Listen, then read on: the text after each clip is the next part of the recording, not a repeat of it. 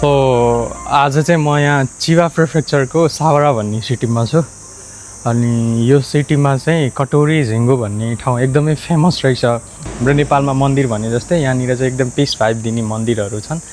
अनि म विशेष गरी हिजो चाहिँ नेपालबाट मेरो भाइ आएको थियो 1 महिना अगाडि अनि उसलाई भेट्नको लागि आएको थिएँ अनि त्यही त यहाँनिरको ठाउँहरू पनि हल्का भिजिट गरेर अनि मेमोरीको रूपमा साथै म घुम्दै गर्दा तपाईहरुलाई पनि घुमाउ भनेर यो भिडियोहरू लिँदैछु।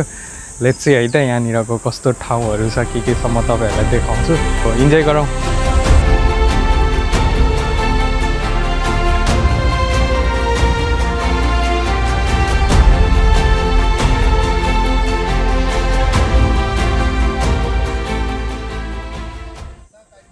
यहाँनिर चाहिँ मेरो भाइ छन् अनि भाइको नाम चाहिँ कुशल।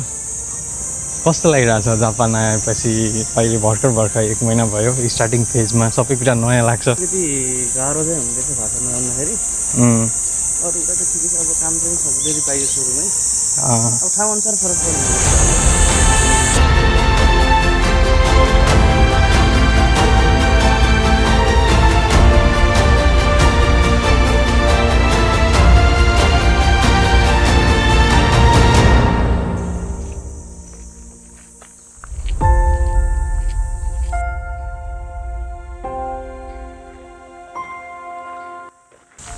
पुरै जङ्गलै जङ्गल रहेछ, एकदम पिस टाइपको क्या। बिहान उठेर मर्निङ वाक गर्न आउने टाइमको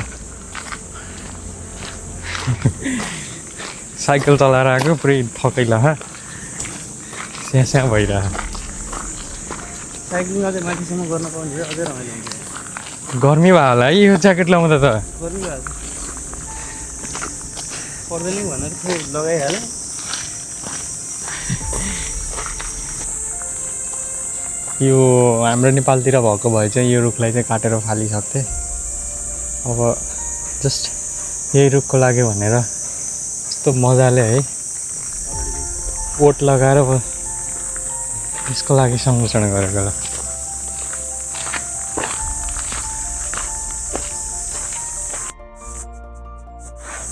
यस्तो दामी ठाउँ छ यो। सबै यस्तो उसमा चाहिँ यहाँनिर केही लेखेको छ होइन, सायद यो मन्त्र होला केही होला। मलाई नि खासै खान्जीहरू चाहिँ पढ्न आउँदैन कि, हिरागाना कातागानासम्म चाहिँ आउँछ, खान्जी त अचेल त पढ्न नि मन लाग्दैन। बिस्तारै जाम होइन। दामी सही ठाउँ रहेछ नि त ल। अनि ओहो यहाँनिर माछा पनि रहेछ, कस्तो दामी माछा रहेछ है।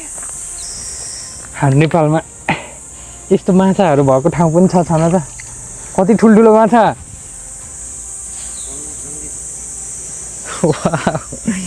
रङ्गी चङ्गी माछा, सबै ठुल्ठुलो माछाहरू रहेछ नि त।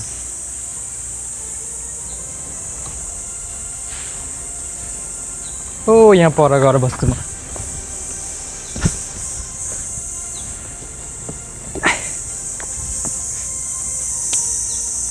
यसरी एकान्तमा आएर मजाले हुन्छ नि, यहाँ आएर यसरी हेर्दै बस्दा मनलाई सुकुन मिल्ने टाइपको ठाउँ रहेछ क्या, एकदमै पिस।